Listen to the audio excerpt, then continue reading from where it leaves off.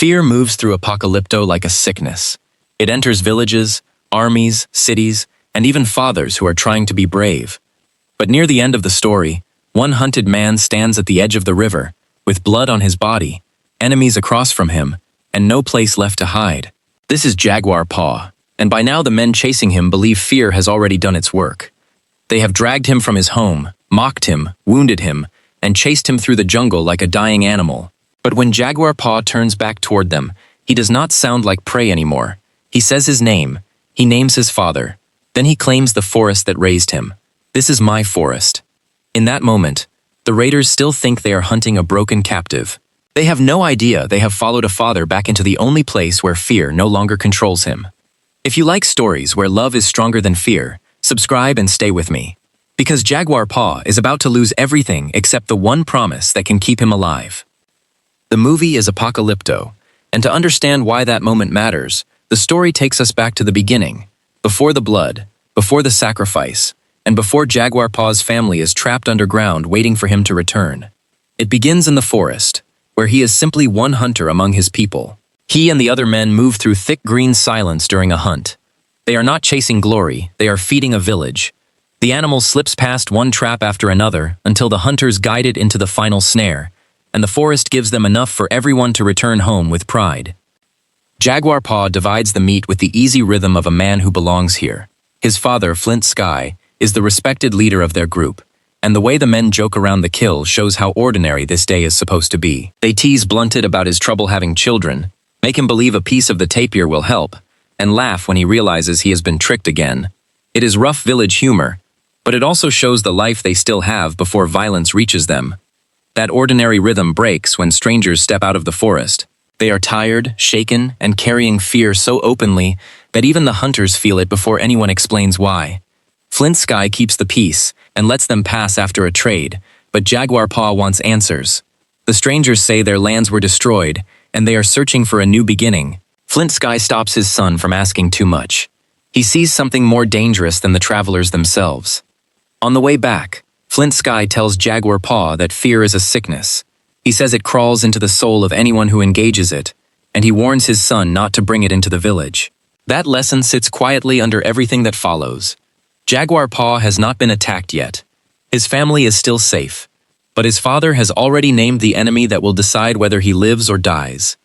At home, Jaguar Paw becomes a father again, before he is anything else. He plays with his young son Turtles Run, jokes with Seven, and rests his attention on the child still growing inside her. The village gathers that night as an elder tells a story about a man who keeps taking from the world because the hunger inside him can never be filled. The warning feels larger than any one tribe or city. Something is coming from the outside, and it is driven by a hunger that will not stop on its own. That is why the peaceful opening matters. It gives Jaguar Paw something specific to lose. The forest is not just scenery around him. It is the place where his father taught him, where his son is supposed to grow, and where Seven still believes tomorrow can look like today. When the story later forces him to fight, the fight is not about proving he is strong. It is about getting back to the life the first 20 minutes let us feel. Seven notices Jaguar Paw drifting into worry and gently calls him back to her. For one last night, he has a wife beside him, a son close enough to touch, and a village still breathing around him. By morning, the fear Flint Sky warned about will no longer be a lesson.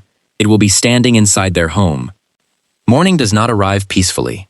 Jaguar Paw wakes from a nightmare, and the forest around the village feels wrong before anyone can fully explain it. The dogs go quiet, the air tightens. Then the raiders come out of the trees, and the calm life from the night before is torn apart in seconds. The attackers are not there to argue, trade, or warn. They move through the village with purpose, taking the people who can be used and killing those who stand in the way. Jaguar Paw reacts first, as a husband and father. He gets Seven and Turtles Run away from the chaos and lowers them into a deep hiding place, trying to turn one small corner of the earth into safety. Seven is pregnant, Turtles Run is terrified, and Jaguar Paw knows every second he spends with them is another second his people are being broken above. Seven begs him not to leave. Turtles Run calls for him. Jaguar Paw promises he will come back. It is not a speech. It is the only promise he can give, while the world collapses over their heads. Then he climbs away from them and runs back into the fight. The village is already losing. Flint Sky fights with the strength of a leader who has defended this forest his whole life. But the raiders have numbers, discipline, and cruelty. Middle Eye, one of the most vicious men in the raiding party, becomes the face of that cruelty. Jaguar Paw reaches his father too late to save him. Zero Wolf, the leader of the raiders, wants Jaguar Paw alive, but Middle Eye finds another way to punish him. He kills Flint Sky in front of his son, turning the father's final lesson into a wound Jaguar Paw has to carry. Flint Sky's last reminder is not to be afraid. Then he is gone, and Jaguar Paw is dragged into captivity, with grief burning through him. Middle Eye gives him a mocking name, calling him Almost, as if the hunter is not a man anymore but a failed attempt at one.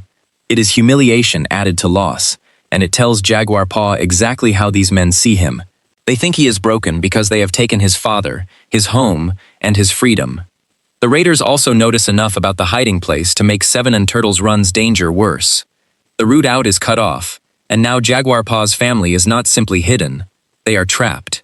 Seven has a wounded child beside her, another child waiting to be born, and no safe way to climb out alone.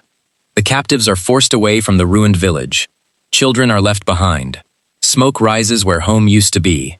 Jaguar Paw is tied among the others, but every step away from the pit pulls against the promise he made. The raiders believe the village is finished because they have removed the men who could fight back. They do not understand that one captive is counting every breath until he can return. This is the first place where the title's promise becomes painful instead of exciting. Jaguar Paw is not free to act like the hero yet. He cannot turn around, cannot comfort Seven, and cannot even prove to Turtle's Run that the promise was real. All he can do is survive long enough for the promise to matter. The raiders think distance is their victory. For Jaguar Paw, every step away becomes one more reason he has to come back. The march turns survival into a punishment that lasts for miles. Jaguar Paw and the other captives are joined with more prisoners, all of them bound together and driven forward by men who see them as property. Zero Wolf's son, Cut Rock, appears among the raiders with a wounded face, and Zero Wolf treats him with a hard pride. The father is shaping his son into the same kind of man, one who measures worth by the ability to take and endure pain. Middle Eye keeps using Jaguar Paw's new name like a weapon. Every time he calls him Almost, he tries to shrink him in front of the others, but Jaguar Paw has no room to answer every insult. His mind keeps going back to Seven and Turtle's Run. When the sky threatens rain, his fear becomes painfully practical. If water fills that pit before he returns, the hiding place he chose to save them could become the thing that kills them. The road also shows what kind of world the raiders serve. When one injured captive collapses and almost drags the others down a dangerous slope, the prisoners strain to save him. Middle Eye treats the man's suffering like entertainment, then throws him away after the danger passes. Even Zero Wolf is angry, not because the man had a life, but because a captive has been wasted. To these raiders, mercy is not part of the order of things. Usefulness is. At night, the captives sit with grief they cannot escape. Blunted mourns Skyflower and asks whether she fought until the end. The others try to give him something to hold on to. Jaguar Paw comforts him with the belief that her soul waits for him, but Blunted's sorrow has already hardened. If death is coming, he wants to take as many enemies with him as he can. That pain matters because it keeps the raid from becoming only Jaguar Paw's story. A whole village has been ripped apart. The next day, the prisoners pass through land that looks wounded, before anyone says a word. Forest has been cleared. Crops have failed. Sickness has reached people who can barely stand. A plague-marked girl steps into their path and speaks with a power that stops even the raiders. She warns them about the blackness of the day and the man who brings the jaguar. Her words frighten the men who have frightened everyone else. The prophecy does not need to explain everything to work. It changes the air around the chase before the chase even begins. Until this moment, the raiders have controlled the meaning of every scene. They name Jaguar Paw, Almost. They decide who walks, who falls, and who is worth carrying. Then a sick child tells them there is another story moving under theirs. And suddenly, the men who act like masters of life and death have to wonder whether they are walking toward their own ending. Jaguar Paw does not yet know what the prophecy will mean, but the story has already placed him inside it. He is the man connected to the jaguar, the forest, and the fear that keeps spreading. The raiders push the captives onward, trying to dismiss the warning, but the land itself seems to be saying the same thing. The civilization they serve is hungry, sick, and desperate. Then the city appears. It is massive, crowded, and built on a scale Jaguar Paw's people only knew as stories. To the captives, it is not wonder. It is a machine, waiting to decide what their bodies are worth. Before the captives are taken into the heart of the city, they are painted blue so everyone can recognize what they are about to become. The women are separated and sold. The old are rejected when they cannot be useful. The men are moved toward the pyramid, where the crowd's celebration makes the terror feel even colder. This place has turned death into ceremony. The priest above them tells the people that the land thirsts and the crops suffer. He promises strength through sacrifice, as if blood can repair everything that is failing. The crowd wants to believe him, because fear has already done its work. The city is frightened of plague, famine, and weakness, so it turns captives into an answer. Jaguar Paw watches men go before him and realizes how close he is to dying, with his promise unfinished. When his turn comes, the story narrows again to 7 in the pit. He cannot go yet. His body may be on the altar, but his mind is still with his wife, his son, and the child who has not seen the world. He has survived the raid, the march, and the city, only to reach a stone table where none of that seems to matter. Then the sky changes. The sun disappears in the eclipse, and the city takes the darkness as a sign. The priest turns terror into control, declaring that the god has drunk enough blood and that the light will return. The people rejoice because they think they have been spared by the ritual. Jaguar Paw is spared too, but not by mercy. He is simply moved from one kind of death to another. Zero Wolf is told to dispose of the remaining captives. The men are brought to a wide field with corn between them and the jungle. The raiders tell them that if they can reach the trees, they are free. It sounds like hope, but the setup is a game. The prisoners are being released only so the raiders can shoot at them while they run. The first men are cut down before freedom becomes real. Blunted runs and is struck, but even dying, he refuses to be only a victim. Jaguar Paw's turn comes next. He runs because there is no other path left. Spears, arrows, and stones turn the field into a final test, and he is wounded before he can reach the trees. Cutrock moves in to finish him, carrying Zero Wolf's pride like a weapon. The false freedom scene works because it twists the hope the movie has been building. The jungle is right there, close enough to see, but the captives are forced to cross open ground where their knowledge of the forest cannot help them yet. Jaguar Paw can almost reach the place that knows him. That almost is exactly what Middle Eye's insult has been trying to make him believe. Almost a son who saved his father. Almost a husband who returned. Almost a father who kept his word. But Blunted uses his last strength to interrupt the killing blow. That sacrifice gives Jaguar Paw enough time to strike back. Cutrock falls, and the meaning of the chase changes instantly. Jaguar Paw is no longer just an escaped captive. He has killed Zero Wolf's son. Now the leader's cruelty has a personal reason to follow him, and the jungle is the only place left to run. Jaguar Paw breaks into the forest wounded, hunted, and nearly spent. Behind him, Zero Wolf leads the surviving raiders with the fury of a father who has lost his son. That detail gives the chase a harsh mirror. Both men are fathers now, but one is chasing revenge while the other is trying to reach a family still trapped underground. At first, Jaguar Paw survives by hiding. He climbs into the trees and lets the raiders pass beneath him, but his wound betrays him when blood falls from above. The forest exposes him and protects him almost in the same breath. A jaguar suddenly enters the pursuit, and the raiders who once seemed unstoppable are forced into fear and confusion. One of them dies in the chaos, and the prophecy begins to feel less like a story and more like something moving through the trees with Jaguar Paw. The men keep chasing. One is bitten by a snake and abandoned to die. Others grow uneasy, but Zero Wolf refuses to believe in omens. He sees Jaguar Paw as a wounded man running because he is afraid. That mistake is what keeps the raiders moving deeper into the place where Jaguar Paw knows how to live.